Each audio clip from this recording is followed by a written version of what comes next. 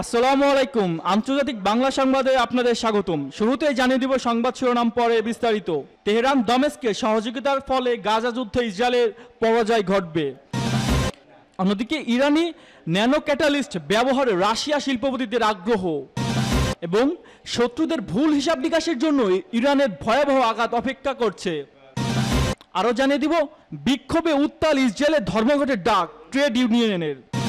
অন্যদিকে 150 ব্যক্তি এবং সংস্থার উপর কিয়েভের নিষেধাজ্ঞা এবং সবশেষ জানিয়ে দেব মার্কিন সরকারের রাজনৈতিক সমাধান, কেন এত সামরিক ধোঁকা।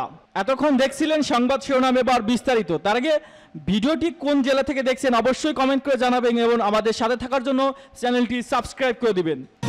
তেহরান দামেস্কের সহযোগিতার ফলে গাজা যুদ্ধে ইসরায়েলের পরাজয় ঘটবে। ইসলামী প্রজাতন্ত্র ইরানের প্রতিরক্ষা মন্ত্রী ব্রিগেডিয়ার জেনারেল আজিজ নাসিরজাদে বলেছেন, সিরিয়ার সাথে সহযোগিতা বজায় রাখা অপরিহার্য এবং এই অংশীদারিত্ব গাজা উপত্যকায় ইসরায়েলের গণহত্যামূলক যুদ্ধে পরাজয় ঘটবে।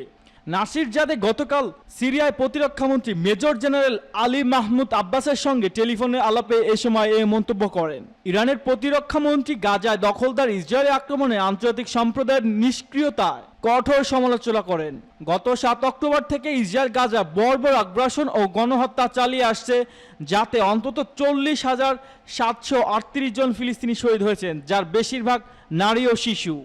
জেনারেল নাসিরজাদে বলেন, দুর্ভাগ্যবশত আমরা ইসরায়েলি অপরাধের বিষয়ে আন্তর্জাতিক সম্প্রদায়ের কাছ থেকে যথাযথ প্রক্রিয়া দেখতে পাচ্ছি না। ফলে ইরান ও সিরিয়ার মধ্যে সহযোগিতা অব্যাহত রাখতে হবে এবং এই সহযোগিতা অবশ্যই ইসরায়েলের পরাজয় ডেকে আনবে। ইরানি ন্যাটো ক্যাটালিস্ট ব্যবহারে রাশিয়া শিল্পপতিদের আগ্রহ।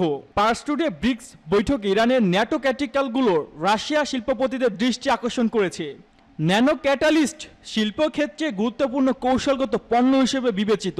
তেল, গ্যাস এবং পেট্রোকেমিক্যাল শিল্প, এমনকি অন্যান্য রাসায়নিক শিল্পে ও ন্যানো ক্যাটালিস্ট ব্যবহৃত হয়। ইরানের ন্যানো টেকনোলজির উল্লেখযোগ্য সক্ষমতা এবং অর্জনগুলোর মধ্যে হলো একটি উন্নত ন্যানো ক্যাটালিস্টের উৎপাদন, যা রাশিয়া শিল্পপতিদের দৃষ্টি আকর্ষণ করেছে। পার্স টুডে আরও জানায়, ইরানের একটি ন্যানো টেকনোলজি কোম্পানির পরিচালনা পরিষদের সদস্য কাদির কিয়াফে বলেছেন, তাদের কোম্পানি প্যাকেজ আকারে সংশ্লেষণ গ্যাস চক্র ভিত্তিক ন্যানো টেকনিক্যাল তৈরি করতে প্রস্তুত। কিয়াফে আরও বলেন, তাদের কোম্পানি পণ্য রপ্তানি উপযোগী সম্ভাব্য দেশগুলো বাজার নিয়ে গবেষণা করেছে।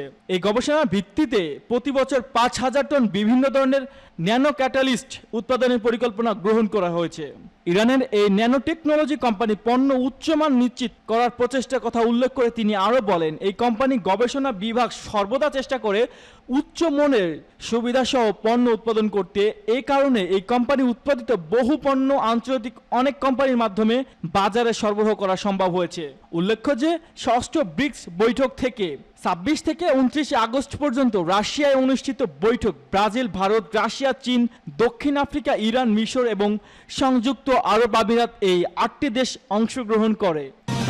শত্রুদের ভুল হিসাব নিকাশের জন্য ইরানের ভয়াবহ আঘাত অপেক্ষা করছে। ইসলামী প্রজাতন্ত্র ইরানের বিমান প্রতিরক্ষা বাহিনী commander brigadier general Ali Reza সাবাহিফাত প্রতিশ্রুতি ব্যক্ত করে বলেছেন, তার বাহিনী শত্রুদের ভুল হিসাব নিকাশের চূড়ান্ত জবাব দেবে। তিনি গতকাল বলেন, শত্রুরা এটি জানে যে ইরান বিমানের প্রতিরক্ষা বাহিনীকে মোকাবেলার ক্ষমতা তাদের নেই। আমরা তাদের ভুল হিসাব নিকাশ করার বিরুদ্ধে বরাবর সতর্ক করেছি, কারণ এই ধরনের ভুল হিসাব নিকাশকে ভয়ঙ্কর আঘাত দিয়ে মোকাবেলা করা হবে। জেনারেল সাবিফাত বলেন, আমরা আমাদের প্রয়োজনীয় প্রতিরক্ষা সরঞ্জামগুলোকে বিদ্যমান হুমকি বিবেচনা রেখেই তৈরি করেছি এবং হুমকিকে সামনে রেখে সমস্ত বিষয়কে কঠোরভাবে মূল্যায়ন করা হয়েছে, যাতে আমরা প্রয়োজনের সময় সেগুলোকে সঠিকভাবে ব্যবহার করতে পারি। কমান্ডার বলেন, শত্রুরা ভালো করেই জানে ইরান যুদ্ধ সক্ষমতা আগের তুলনায় অনেক বেড়েছে। ইরানের বর্তমান প্রতিরক্ষা ব্যবস্থাকে তিনি অতীতের সরঞ্জামগুলোর সাথে গুণে মানের দিক থেকে অতুলনীয় বলে উল্লেখ করেন। পাশাপাশি সারা বিশ্বে সবচেয়ে অত্যাধুনিক সরঞ্জামগুলোর তুলনায় বেশি অত্যাধুনিক এবং উন্নত বলে উল্লেখ করেন ইরানের এই কমান্ডার। বিক্ষোভের উত্তাল ইসরায়েলের ধর্মঘটের ডাক ট্রেড ইউনিয়নের। ফিলিস্তিনি গাজা উপত্যকা থেকে 6 জিম্মির মরদেহ উদ্ধারের পর ইসরায়েল জুড়ে বিক্ষোভ ছড়িয়ে পড়েছে।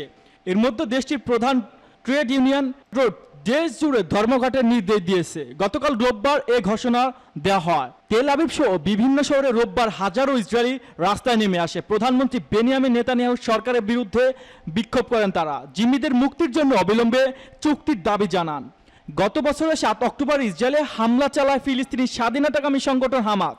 সে সময় 251 জনকে জিম্মি করা হয়। এর মধ্যে 6 জনের মরদেহ গত শনিবার দক্ষিণ গাজায় রাফা এলাকায় একটি সুড়ঙ্গ থেকে উদ্ধার করে ইসরায়েলি সেনারা। ইসরায়েলি সেনাবাহিনী জানায় গাজা হামাসের হাতে এখনও 97 জিম্মি আছে। মৃত্যু হয়েছে 33 জনের। গত বছরের নভেম্বরে এক সপ্তাহে যুদ্ধবিরতির মধ্যে বেশ কয়েকজন জিম্মিকে মুক্তি দেওয়া হয়েছিল। তবে জিম্মিদের স্বজনদের বিশ্বাস এখনও যারা জিম্মি আছে তাদের মুক্তি করতে ইসরায়েলের সরকারের পক্ষ থেকে কার্যকর কোনো পদক্ষেপ নেওয়া হয়নি। জিম্মি ও নিখোঁজ ব্যক্তিদের পরিবারের ফোরাম বলেছে জিম্মিদের ফিরে আনতে আলোচনার মাধ্যমে জরুরি একটি চুক্তি দরকার ছিল। এক বিবৃতিতে বলা হয় কয়েক মাসের মধ্যস্থতা প্রচেষ্টায় বিলম্ব আর অজুহাত না দেখালেই ওই 6 জিম্মি হয়তো এখনো বেঁচে থাকতো। এই চুক্তিতে পৌঁছাতে জিম্মিদের পরিবার ইসরায়েল জুড়ে সাধারণ বিক্ষোভ ডাক দেয়। পরেই ইসরায়েল শক্তি ট্রেড ইউনিয়ন হিস্টারডট আজ সোমবার থেকে সর্বাত্মক ধর্মঘট পালন করার নির্দেশ দেয়। 150 ব্যক্তি এবং সংস্থার উপর কিয়েভের নিষেধাজ্ঞা। রাশিয়ার বিমান পরিকাঠামোর সাথে যুক্ত থাকার অভিযোগে 150 ব্যক্তি এবং সংস্থার উপর নিষেধাজ্ঞা জারি করেছে কিয়েভ। সোমবার এক প্রতিবেদনে তথ্য জানিয়েছে রাশিয়ার নিউজ এজেন্সি। সোমবার ইউক্রেনের প্রেসিডেন্ট ভ্লাদিমির জেলেনস্কি তার টেলিগ্রাম চ্যানেলে বলেন, আজ আমি ইউক্রেনের জাতীয় নিরাপত্তা ও প্রতিরক্ষা কাউন্সিলের সিদ্ধান্তে স্বাক্ষর করেছি।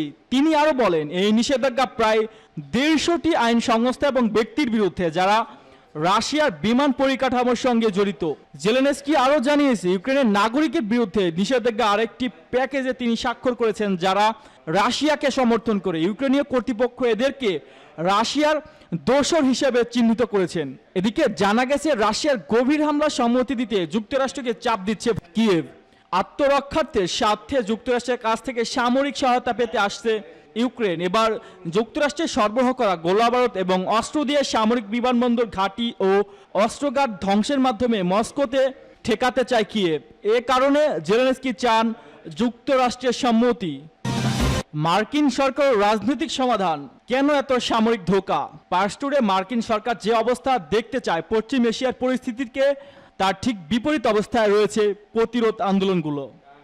প্রতিরোধ অক্ষ যুদ্ধবিরতির আলোচনার সাফল্যকে নিজের বৈধ দাবিগুলো পূরণের উপর নির্ভরশীল বলে উল্লেখ করেছেন। হামাস যখন এরই ভিত্তিতে যুদ্ধবিরতিকে স্বাগত জানাচ্ছে, তখন দখলদার ইসরায়েল মার্কিন সরকারের বিরতিহীন সহায়তা নিয়ে আলোচনাগুলোকে বিকল করে যাচ্ছে। মিশরের রাজধানী কায়রোতে যুদ্ধবিরতি আলোচনা ছিল দোহায় অনুষ্ঠিত আলোচনার মধ্যে নৈরাশ্যজনক আলোচনায় ফলাফল তথা যুদ্ধবিরতিতে মৈত্রক্য অচল অবস্থা শিকার বলে খবর আসছে।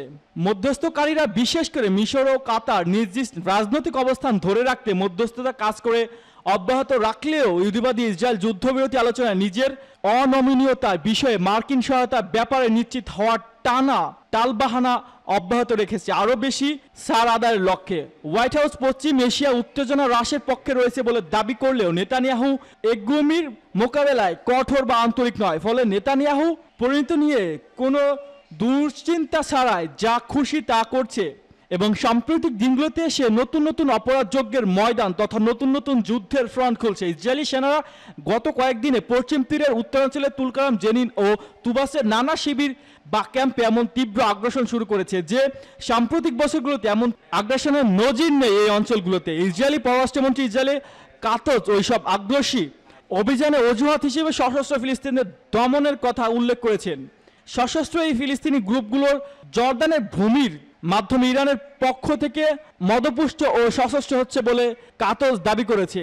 এই দানবীয় ঘাতক খুব স্পষ্টভাবে বলেছে যে পশ্চিম তীরেও গাজার মতোই সব পদক্ষেপ নেওয়া ইসরায়েলের জন্য জরুরি।